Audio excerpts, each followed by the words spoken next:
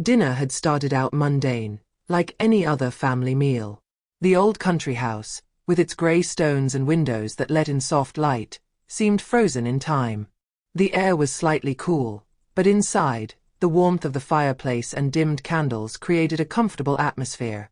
The table, long and covered with an immaculate linen tablecloth, was decorated with care, each plate perfectly aligned, each glass glistening in the candlelight. The laughter of the children, who were happily bickering while waiting for dessert, and the cheerful conversations of the adults, filled the air, creating an almost soothing background sound. The voices mingled harmoniously, in a sort of well-rehearsed social ballet, where everyone knew their role and their place. This house, centuries old, was a symbol of the family. The walls bore the traces of the years, of the laughter of yesteryear, of lively debates, of loves and disappointments. There was something reassuring in its slow degradation, in these pieces of furniture worn by time, but always impeccably maintained. The house seemed to have watched them grow up, to have protected them at every stage of their existence, a silent witness to the lives that had intertwined within its walls. That evening, however, the quiet, almost ceremonial atmosphere would take a turn that no one had anticipated. Lucy, seated at the end of the table, observed this scene with apparent calm. Since her marriage to Thomas, she had never really found her place in this family. She had tried, of course, to fit in, to blend in with the laughter and the discussions, but there had always been something cold, a furtive glance, an unsaid remark, which reminded her that she was not quite at home here. She had married one of their own, and yet she had always felt like a stranger in this ancient house, full of secrets and unsaid things. Every gesture of the mother-in-law, every carefully chosen word, seemed like an invisible wall that she was unable to overcome. Over the years, Lucy had come to terms with this idea. She was just an extra, an accessory in Elizabeth's family history, an external woman, always a little behind. Elizabeth, her mother-in-law, had this presence which commanded respect. Tall and slender, very elegant despite the age that marked her features, she seemed indestructible, like a statue frozen in marble. But Lucy knew that despite her presence, Elizabeth was a woman marked by a difficult life, by incessant struggles for her place in a world that had often turned its back on her. Behind her clear, piercing eyes hid a fragility that Lucy had perceived over the years, a fragility that even her careful smiles could not mask. Elizabeth was not an easy woman, but Lucy had always felt, despite herself, a certain admiration for this woman who, in her silence, carried years of sacrifice and resilience. But that night, something would change. Elizabeth, until then silent, suddenly stood up from her chair, like an indomitable force ready to assert itself. All eyes turned towards her, surprised by this change in attitude. Lucy, with a heavy heart, felt inexplicably tense.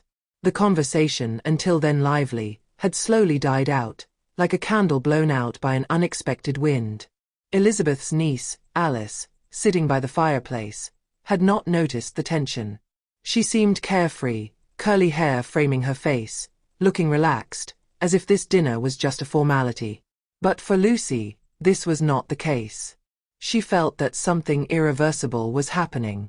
Elizabeth adjusted the cut of her black dress with almost mechanical precision, then slowly turned towards her guests. Her gaze swept over each face, as if she were taking in the importance of what she was about to announce. She waited a moment, as if to let the anxiety spread through the room, before speaking in a calm but firm voice.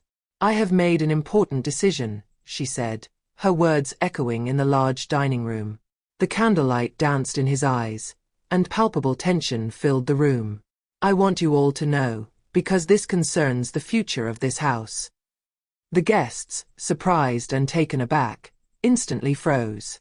Lucy involuntarily clenched her hands on her knees, feeling her stomach knot. Thomas, her husband, swallowed loudly, his features marked by concern that grew as Elizabeth's words made their way through the air. As for Alice, she did not yet understand the scope of what was happening. She stared at her aunt, absorbed in innocent curiosity, unaware that this evening would change more than just her own future. Elizabeth's eyes stopped for a moment on Lucy, an indecipherable glint in her eyes, before turning again to the others. "I have decided to leave my apartment to Alice," she announced, her voice clear and calm, but which, in the silence that followed, seemed to vibrate like a broken bell. A frozen silence fell immediately after Elizabeth's declaration. The atmosphere in the room, which moments before had been warm and friendly, suddenly became heavy, almost suffocating. Lucy, already nervous and on alert, felt her heart tighten, like an invisible vice closing around her. Every second seemed to last forever, every breath became harder to take. Her hands shook slightly under the table, but she held them tightly, as if to prevent this anxiety from coming to light. Alice, her husband's niece, did not see this blow coming. She was young, bright, and full of ambition, but she was not a central figure in the family. Of course, she was there on special occasions, holidays and birthdays, but she never really imposed herself. She was the guest, the one who was always in the background, a little apart, on the fringes of the real family dynamics.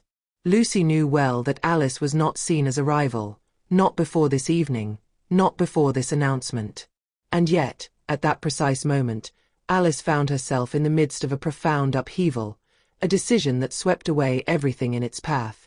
Lucy couldn't help but feel a deep betrayal. She had always believed that her place in this family was assured. Of course, she had known the tensions, the little remarks from Elizabeth on how to run the house, or the subtle criticisms about her way of looking after Thomas, but that was part of the family game, the invisible rituals to which she had become accustomed. But there, the situation had just taken a turn that she had never envisaged. The apartment, this precious asset, was not just a simple real estate inheritance for her. It was a symbol of everything she had built with Thomas. The place where they had shared their first moments as a couple, where they had learned to know each other, to love each other. The place where their children had taken their first steps, celebrated their first Christmas. Every corner of this apartment bore an imprint of their shared history. Each room was loaded with memories that she had thought would be engraved forever. Lucy had always thought that this apartment, this family heritage, would be the ultimate reward for their love, their commitment, their life together. But that evening, all that escaped him. It was as if, suddenly, she was dispossessed of what seemed to her to be the only tangible asset that she could really claim in this family. Much of what she had thought was hers, their story, had just been given to someone else, someone she had never seen as a competitor, as a threat. Alice, this brilliant and ambitious young woman, suddenly seemed to be the natural heir to everything she had believed to be legitimate. Lucy had the impression of being a spectator, an observer of her own life.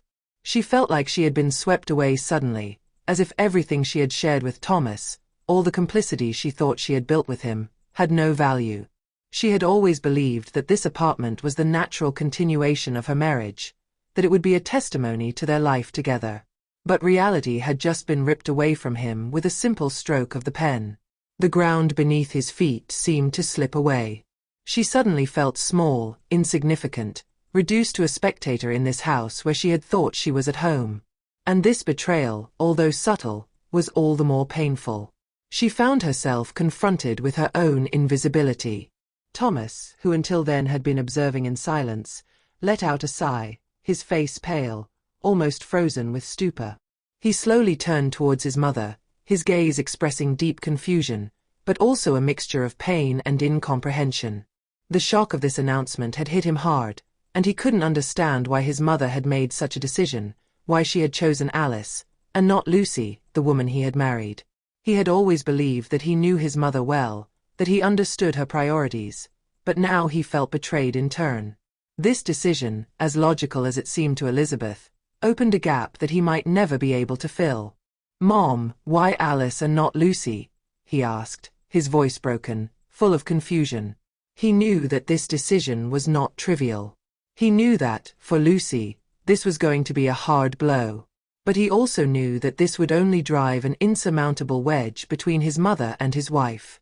Elizabeth slowly looked up at her son, her face marked by the wear and tear of the years, a glimmer of sadness crossing her eyes, which she tried to hide behind a facade of firmness.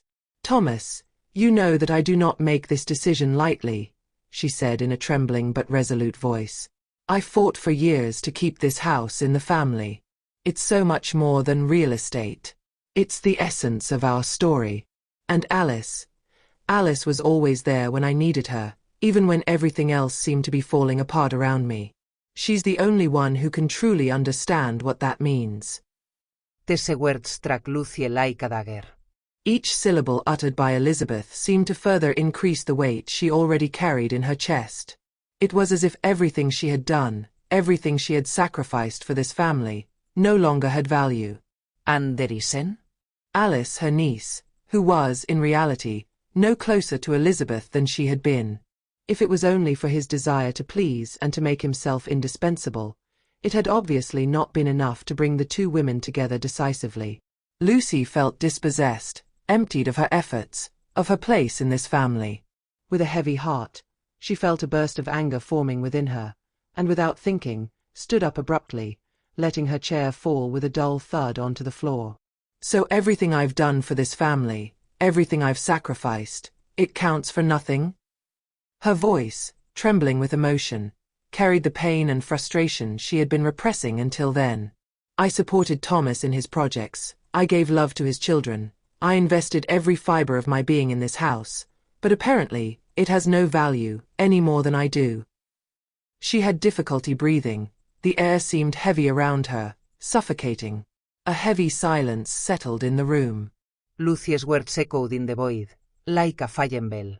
Alice, the unwitting target of this anger, looked down, feeling a burden of guilt that she had not deserved, but which weighed on her shoulders. She was there, in the heart of this storm, and despite her innocent position, she already bore the scars of it. It was a situation that was beyond her, but the shame she felt at having been placed in this position of heiress by her aunt was evident. She had never sought this role, and yet, that evening, she became its embodiment. Thomas, visibly upset, slowly stood up, trying to ease the growing tension. He approached Lucy cautiously, as if he didn't know how to react. He placed a hand on her shoulder, a gesture that Lucy would normally have found comforting, but tonight it wasn't enough. She leaned back slightly, rejecting this contact, not out of rejection of him, but because she did not want to appear weak in front of a family who, according to her, no longer understood what she had always been. She didn't want them to believe that this was all just a matter of knee-jerk reaction. It was not just about inheritance, but about a deeper feeling, that of being invisible. "I'm sorry, Lucy," he said, his voice broken, full of regret and despair.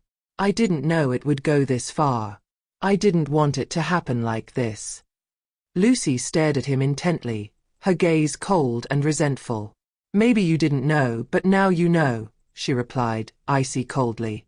Before he could react, she turned and headed for the door. "I'm going to get some fresh air." But as she crossed the threshold of the room, ready to escape this atmosphere that had become unbearable, she felt a frail hand placed gently on her arm. Elizabeth, in a final gesture of attempt at rapprochement, called out to him in a low, almost pleading voice. "Lucy," she said, an unexpected tenderness in her words, "I never wanted to hurt you. Believe me, this decision was not easy to make. But I did it because I believe it was what was best. It's a question of preserving the family heritage, the history that we have built. But you must understand one thing. In this family, love is not measured by what you have, but what we give. And I know you gave a lot." Lucy froze. Her mother-in-law's voice was soft, almost emotional. But his words, although full of regret, were imbued with an accuracy that rang false in this precise moment. The damage was already done, and Lucy could no longer go back. She stared at her, searching her eyes for an answer, but there was nothing. No real regret, no recognition of the magnitude of what she had lost. "Love. Love is also measured by loyalty, by fairness," whispered Lucy, in an almost inaudible tone, but which struck hard. "And I never had that chance." The suffering that came through in these words was palpable, a dull pain that Elizabeth did not seem ready to hear.